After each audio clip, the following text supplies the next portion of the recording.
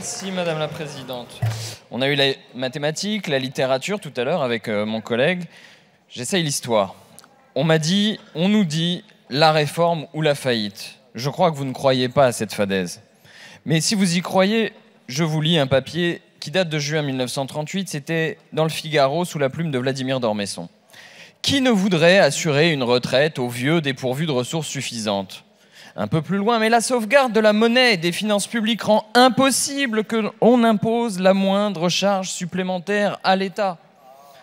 Comme c'est neuf, votre argumentation, monsieur le ministre.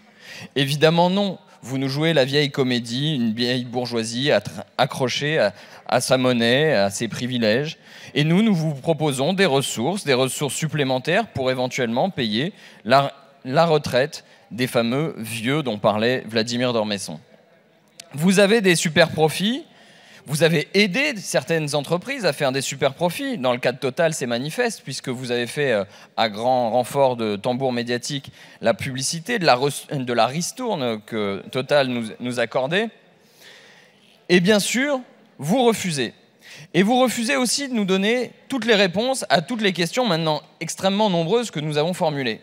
Y aura-t-il 90 000 chômeurs en plus du fait de votre réforme ? Ou 277 000 si on en croit carrément les chiffres de l'OFCE ? Y aura-t-il une baisse des salaires de 3% selon les mêmes sources ? À quel âge pourra-t-on partir en retraite si on a commencé à 17, 18, 19 ou 20 ans ?